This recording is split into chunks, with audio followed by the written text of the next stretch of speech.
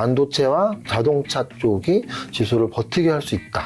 요거를 한 말씀 드리고, 약간 경량급에서 관심 있어 하는 테마는 뭐냐 했을 때 로봇 또는 의료기기 이 정도. 네. 그리고 이제 여기에서 다크호스로 그런 쪽이 저는 2차 전지 정도 보고 있습니다.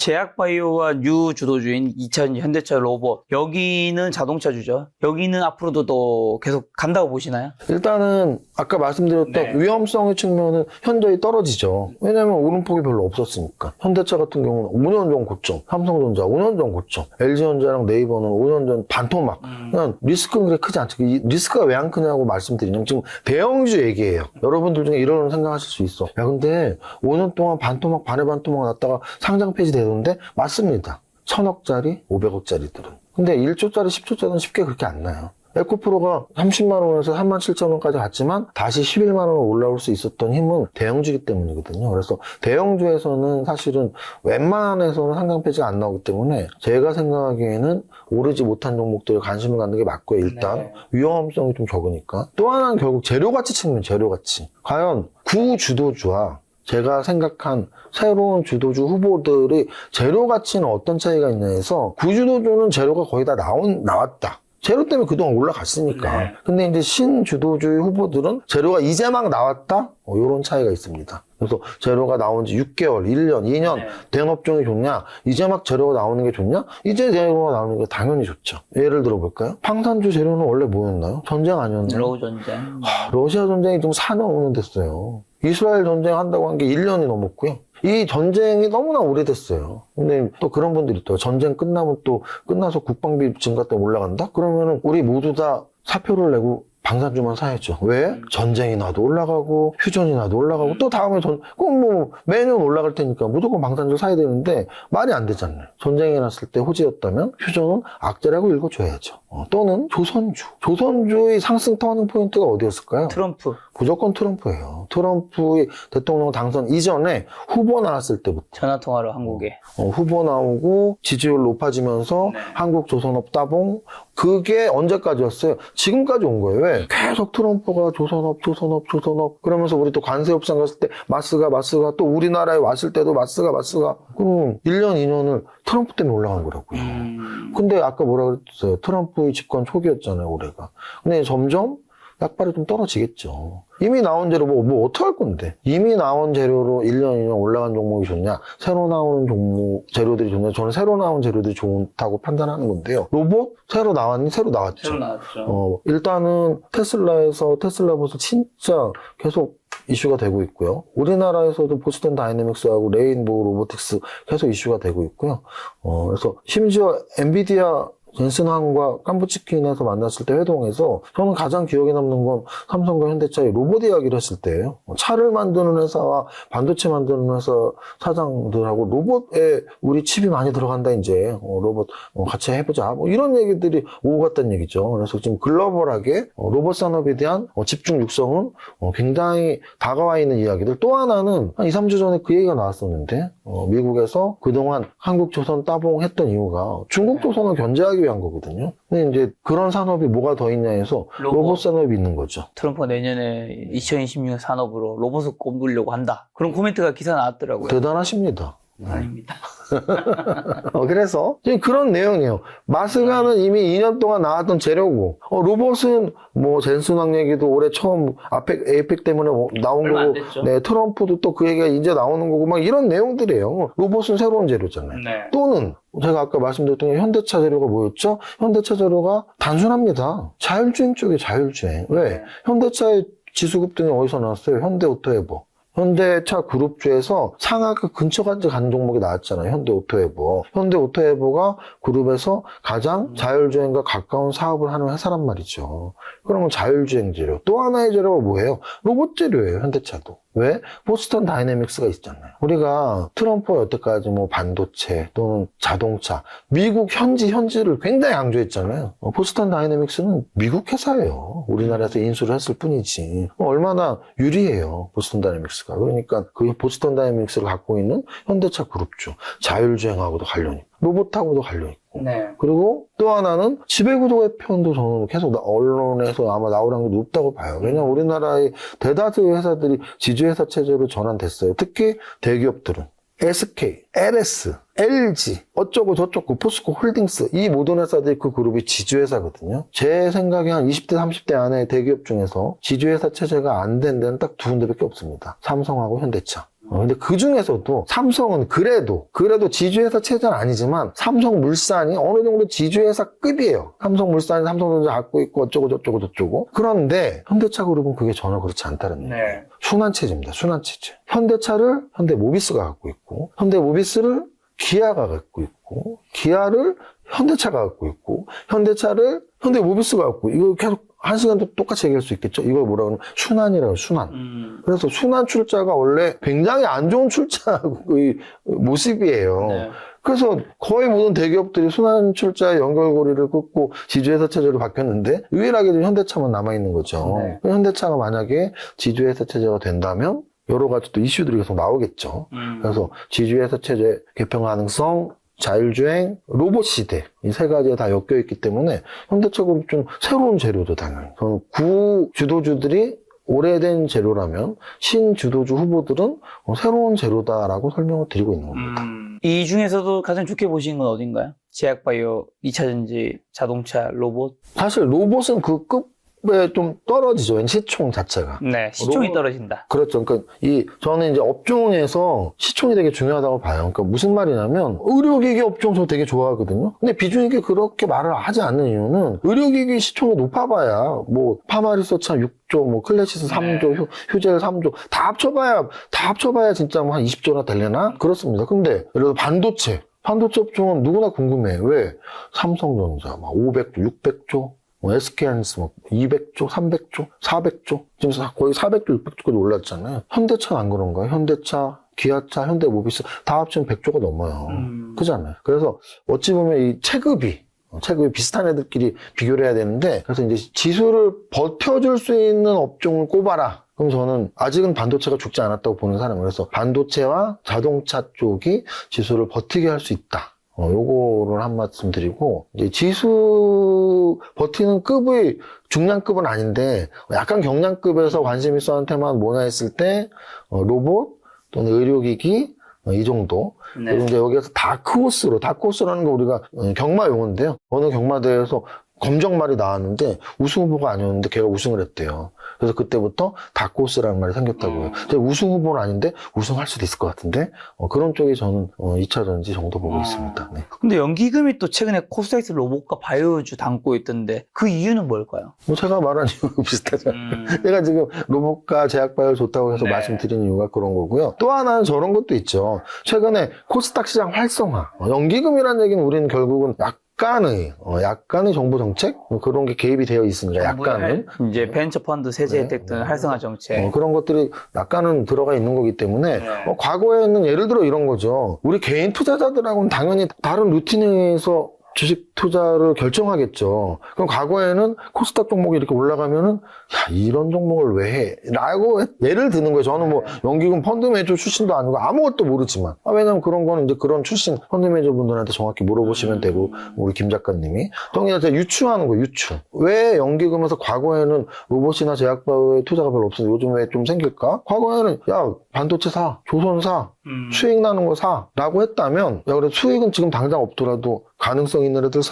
괜찮아 보여. 네. 근데 그 괜찮아 보여 해서 저는 사실 정부 정책도 있지만 보여줬다고 생각해요. 뭐가 보여주냐면 예를 들어 그 대장주들이 레인보우 로보틱스가 지금 8조 구조거든요. 그러면은 실적은 없어요. 실적이 없는 회사가 8조 구조 올라갔단 말이죠. 근데 보증수표가 있었죠. 삼성전자. 삼성의 투자. 우리 개인 투자자들은 말할 것도 없고 연기금의 펀드 매니저들만큼이나 또는 그 이상 우수한 인력들이 삼성의 기획팀에 있을 거 아니에요. 그럼 삼성의 기획팀에서 바보도 아니고 레인보우 로보틱스 지금 지분 33% 갖고 있거든요. 바보도 아니고 왜 갖고 있어? 뭔가 있으니까. 그렇죠. 뭐가 있는데 두 가지에 대한 믿음이죠. 하나는 로봇 산업의 미래에 대한 믿음, 그리고 그 로봇 산업의 미래에 휴머노이드 기술이 중요한데 우리나라에서는 휴머노이드 기술이 레인보우 로보틱스가 가장 앞서고 있구나. 이 분석이 주판알이 끝난 거죠. 그러니까 인수한 거죠. 또 보스턴 다이내믹스 현대차가 인수했잖아요. 현대차 기획팀이 바본가요? 아닐걸요? 우리 개인 투자보다 훨씬 유능하신 여러 명이 모여서 매일매일 연구를 한 끝에 주판알을 탁 튕기고서 대표님한테 보고 있겠죠. 삼성전자 레인보우 로보틱스 가져갔습니다. 우리도 필요해요. 그래? 그럼 보스턴 다이내믹스 이런 결정을 내리지 않았을까요? 네. 그러면은 우리는 믿으면 되죠. 그들의 결정을. 아, 로봇 산업의 미래가 밝구나. 그리고 밝은 가운데 우리나라의 대기업들이 엄청 투자를 하고 있구나. 네. 그러면 저도 해도 되는 거 아닌가요? 그래서 저는 로봇 산업을 좋아하는 거예요. 제약바이오도 이거랑 똑같은 흐름이에요. 제약바이오 한 보증수표가 누군지 한번 말씀드려 볼까요? 삼성바이오로직스. 삼성바이오로직스 시총이 지금 얼마인 줄 아세요? 76조예요. 76조. 우리나라 시총 4위예요. 그것도 삼성 에피스하고 갈라졌잖아요. 그럼 삼성 에피스가 시총이 얼마냐면 14조예요. 14조. 네. 그럼 14조하고 76조 합치면 90조예요. 90조. 90조면은 LG에너지솔루션 100조니까 두 개 왔다 갔다 하는 거예요. 지금 3위 사이 왔다 갔다 하는 시총이거든요. 그러면 가치 투자자분들 중에 그런 분들 있어요. 아유, 제약바이오는 믿을 수가 없다고. 삼성그룹이 바본가요? 100조짜리 바이오 회사를 만들고 그럼 저기 들어간 외국인들 기관 투자자들 다 바본가요? 그렇지 않거든요. 그럼 우리는 믿는 거죠. 제약바이오의 미래가 밝구나. 그래서 삼성에서 큰 투자를 했구나. 그래서 실적도 좋아지고 그래서 기업 가치가 더 커지고 있구나. 그러면 또 다른 제약바이오가 있겠지? 그래서 지금 현재 제약바이오에서는 3가지 정도 유행이 있어요. 첫 번째는 신약 개발하는 라인에서 아까 제가 10월 말보다 지금 다 오른 애들 보여드린 거 있잖아요. ABL 바이오, 리가켄 바이오 이런 애들은 지금 다 역사적 신고가예요. 역사적 신고가. 신약 개발하는 애들은 지금 패턴이 역사적 신고가 패턴이 많이 나오고요. 그 다음은 비만 치료제 쪽. 비만 치료제도 여러분들이 이렇게 생각하시면 돼요. 야, 뭐 비만 치료제 주가가 왜 오르는데? 글로벌하게 보시면 돼요. 글로벌하게 일라이 릴리라는 회사가 있는데 마운자로라는 비만 치료제를 만들고 있고 또 노보노디스크라는 회사가 있는데 위고비라는 비만 치료제를 만들고 있거든요. 일라이 릴리는 시총이 얼마냐면 1조 달러예요. 1조 달러. 1460억입니다. 1460억. 삼성전자가 오늘 얼마냐면 640억이거든요. 삼성전자보다 2배 이상 큰 회사예요. 노보노디스크는 5천억 달러면 우리나라 돈으로 하면 한 700억 정도? 1,400원으로만 쳐도 1,460원이니까 뭐 한 750억 되겠네요. 750조. 750조. 네. 근데 삼성전자가 640조라니까. 네. 그러면 역시 노보노디스크 사실 주식의 강국도 아니야. 덴마크에 있는 제약회사예요. 근데 막 우리가 덴마크보다 훨씬 GDP도 높고 훨씬 경제성장국이라고 생각하고 있잖아요. 네. 근데 피만장 만들어서 삼성전자보다 더 큰 회사가 됐다고요. 그럼 우리가 제약바이오를 사랑해야 되는 건 너무 당연한 거 아닌가요? 우리나라의 제약바이오에서도 그런 회사가 나올 수 있다라는 믿음이 있죠. 그러면 이런 분들 있어. 야, 그건 세계적인 얘기지. 우리나라에 뭐 그런 기술이 어디 있겠어. 네. 저는 앞으로 생긴다고 보는데. 기술. 왜? 기술은 누가 만드나요? 사람이 만들죠. 네. 우리나라 삼성전자가 어떻게 생겼을까요? 저는 아직 기억나는데. 제가 고등학교 때 우리 학교 전교 1등이, 이과 전교 1등이 전자공학과에 갔습니다. 전자공학과에 갔어요. 우리 선배 때, 우리 몇 년 선배들은 화학공학과, 공대 많이 갔죠. 조선공학과. 대부분의 수석들이 공대를 갔어요. 조선공학과 가신 분들이 한국의 조선업을 이끈 거고요. 화학공학과 가신 분들이 한국의 화학업을 이끌었고, 전자공학과 가신 분들이 한국의 반도체 산업을 네. 이끈 거예요. 아니, 수능 1등이면 전국에서 제일 똑똑한 사람 아니에요. 그분들이 이런 대기업 가서 대표까지 하면서 그 기술 이사까지 하면서 그 기술력을 인정받고 이끈 거라고요. 네. 그러면 과연 우리나라의 제약바이오의 미래는 왜 밝을 것인가? 지금 매년 전국에서 동갑내기들 중에 똑똑한 2,000명, 3,000명이 의대만 간다면서요. 예전에는 공대만 가서 우리나라의 산업이 발전했다면 지금은 의대만 가서 그 문제가 생겼던 거 아니에요. 뭐 의학 뭐 어쩌고 저쩌고가 의대 정원 맞습니다. 어쩌고가. 근데 저는 정치적 이야기를 하는 게 아니고 그렇다면 의대만 가서 우리 과학이 발전 못하고 오케이. 그럼 과학 발전 못하는 반대급부로 좋은 건 있어야 될 거 아니에요. 네. 좋은 건 뭐다? 굉장히 유능하신 분들이 의사 선생님들에서 우리를 고쳐주시겠죠. 네. 근데 의대 가신 분들이 100% 의사만 할까요? 저는 그렇지 않다고 보거든요. 그렇지 않아요. 약 개발도 할 것이고, 의료기기 개발도 할 것이고, 특히 가장 중요한 건 AI 시대에 저는 가장 중요한 AI가 로봇도 있고 자율주행도 있지만 저는 더 성장할 분야가 의료 AI라고 봐요. 왜? 아니 비만약 만들어서도 1400조가 되는데 의료 AI로 약을 개발해서 또는 수술 기법을 개발해서 우리 생명연장의 꿈 지금 평균 수명이 아직도 100살이 안 되거든요. 평균 수명이. 지금 83세입니다. 네. 남자 80세, 여자 86세. 근데 우리 평균 수명을 100살 또는 120살까지 늘린다? 그래서 장수하면 150살이야? 나 120살이야? 서로 인사하면서 형님 그보다 한 살 많네요. 150살, 149살 막 이렇게 인사하는 시대가 올 수도 있죠. 왜? 의료 AI 때문에. 아니 수백 년 이상 역사가 있는 바둑의 최고수들을 AI가 이겼단 말이에요. 그렇죠. 그러면 수십 년 동안 계속 쌓아오고 있는 이 의료의 업적들을 역시 AI가 이길 수가 있겠죠. 그렇죠. 이긴다는 얘기는 뭐죠? 훨씬 빠르게, 훨씬 정확하게, 훨씬 좋은 약과 수술 기법들을 개발할 수 있다는 얘기고요. 네. 그럼 우리의 평균 수명은 올라갈 것이고 그것들을 개발하는 회사들의 주가는 선장부지로 뜰 것입니다.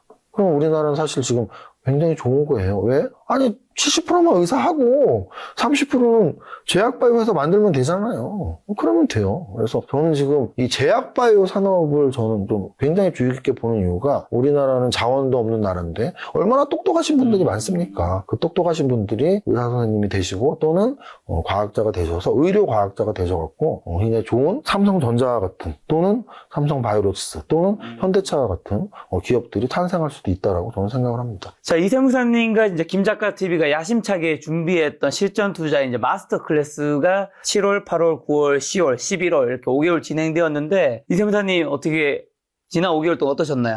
두 가지를 저는 봤습니다. 왜냐하면 이제 교육 목적 이렇게 종목 선정을 하고 하루의 장을 이렇게 읽어내는 거야. 또 하나는 실질적인 수익 에 도움을 주는 목적. 네. 그래서 제가 선정하는 한 달에 한 번 선정하는 16종목이 네. 잘 움직이면 그래도 여러분이 선택해서 사셨다면 네. 수익이 나실 텐데 라는 생각으로 잘 집중해서 선정을 했는데요. 그래도 두 가지 목적 다 두 마리 토끼 잡은 6개월 있다라고 자평을 해봅니다. 그래서 세무사님이 매달 이제 16개 종목을 이제 5개월 동안 말씀해 주셔서 제가 달별로 그 종목들이 어떻게 움직였는지 그거를 추천한 날과 오늘 종가 기준으로 한번 오늘 제가 전체를 한번 80에서 90개 정도 종목을 한번 점검하는 시간 가져봤는데 7월달 같은 경우에는 굉장히 오른 종목이 많더라고요. 산일전기가 이제 81.3%, 그 다음에 APR이 88.3%, 오늘 종가 기준으로요. SK하이닉스가 111%, 그리고 현대오토바이가 87%인데, 사실 이렇게만 보면 알 수 없으니까 우리 펀드 매니저나 애널리스트 분들도 이 벤치마크가 굉장히 중요시 여기잖아요. 코스피가 그 동기간 대비 이제 35.7%. 그래서 제가 35.7%보다 크게 오른 종목만 이제 리스트업을 한 거거든요. 그리고 8월 달에는 또 삼성전기가 70.5%, 유로필이 73.1%, 그리고 9월 달에는 이제 DI가 63%, 현대오토웨버가 84.7%. 로보스타 많이 올랐습니다. 28,950원이 77,200원으로 166%가 오른 거죠. 거의 한 1.6배 정도가 오른 거고, 10월 달에는 이제 많이 오른 종목이 이제 유로피 44.5%, 시메스가 38.4%. 그리고 11월에는 얼마 되지 않았기 때문에 상승이 적겠죠, 아무래도. 이제 코스피 벤치마크가 0.9% 올랐을 때 대덕전자기 29%, LG이노텍이 19.3%. 지난 5개월 동안 굉장히 많이 올랐고, 심지어 이제 저희가 프리미엄 강좌도 이제 오픈을 했는데, 프리미엄에서는 이제 그 날별로 종목을 좀 매일. 오픈하시던데, 매일. 평일 기준으로요. 12월 1일에 유로핏을 오픈하셨는데, 그새 이제 14% 올랐고, 12월 2일에는 링크 솔루션 오픈했는데, 38%. 12월 3일에는 현대 오토웨버를 추천하셨는데, 35%가 올랐더라고요. 하루 이틀 만의 결과입니다. 네네네. 어떻게 지금 지난 결과를 이제 제가 직접 좀 데이터로 보여드린 거잖아요. 어떠신가요? 확실히 우리 김 작가님이 재테크 유튜버를 오래 하셔서 거의 네. 반 이제 전문가가 됐네요. 왜냐면은 제가 강의할 때 늘 말씀드리거든요. 자신의 수익률을 과신하지 말고 데이터를 명확히 체크를 해보고 또 하나는 시장 수익률과 무조건 비교해야 된다. 그렇죠. 그래서 시장 수익률이 컸을 때 내가 얼마나 오버폼이 났는지, 시장 수익률이 마이너스 났을 때 내가 얼마나 잘 방어를 했는지. 네. 그래서 지금 보여드린 것 중에 이제 월별 공개 16종목의 핵심은 16종목도 중요하지만 네. 8개의 기법에 따른 사례 종목, 또 8개의 성장 산업에 따른 탑픽 종목이라는 거 같이 공부를 했다는 네. 거. 그리고 또 하나는 시장 수익률하고 비교를 했지만 사실 7, 8월 달부터 지금까지 지수가 30% 올랐어요. 그렇죠. 네, 그래서 30% 오른 건 평균값을 한 건데 그래도 뭐 80%, 100% 오른 종목들이 나와서 다행이고요. 네.